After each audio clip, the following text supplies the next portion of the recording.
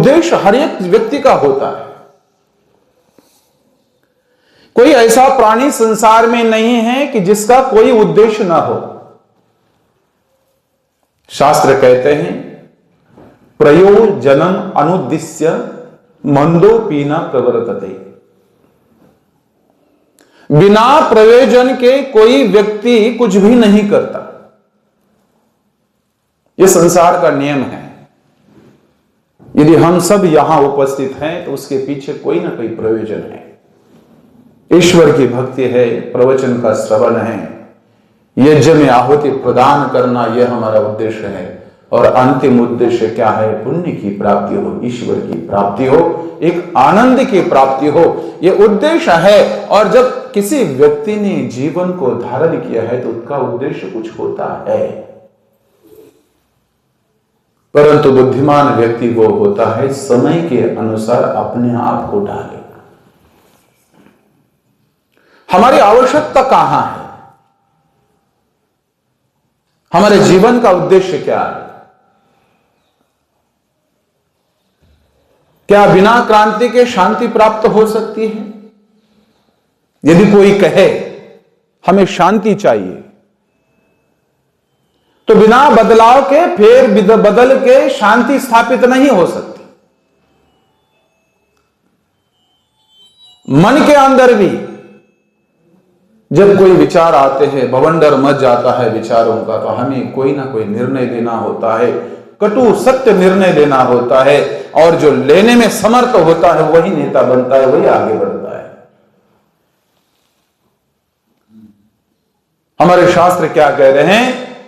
ऋग्वेद को पढ़ रहा था, ऋग्वेद में एक ऋचा आई, उसका बड़ा सुंदर लिखा उसमें, यते मही स्वराज्य।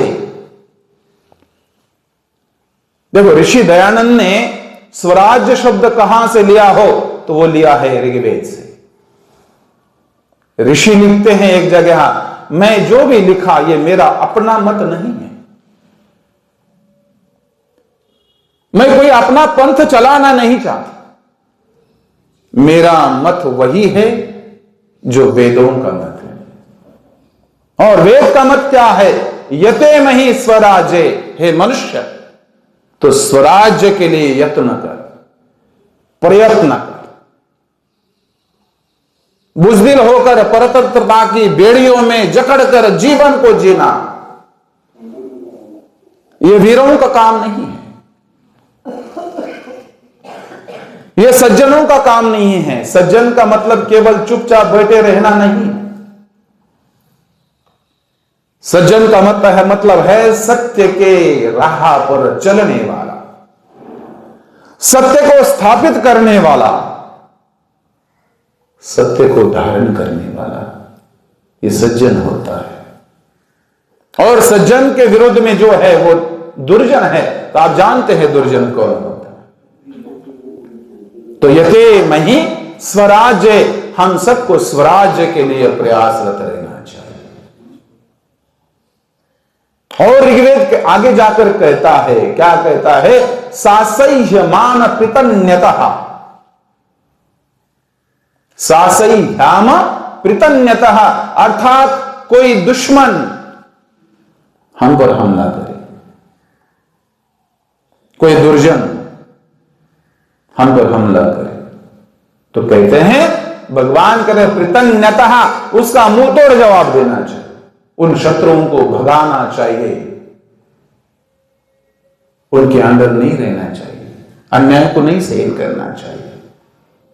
तभी जाकर हम अपने मनोभावों तक पहुंच सकते हैं, हम सुख को प्राप्त कर सकते हैं। परतंत्र व्यक्ति कभी भी सुख को प्राप्त नहीं कर सकता,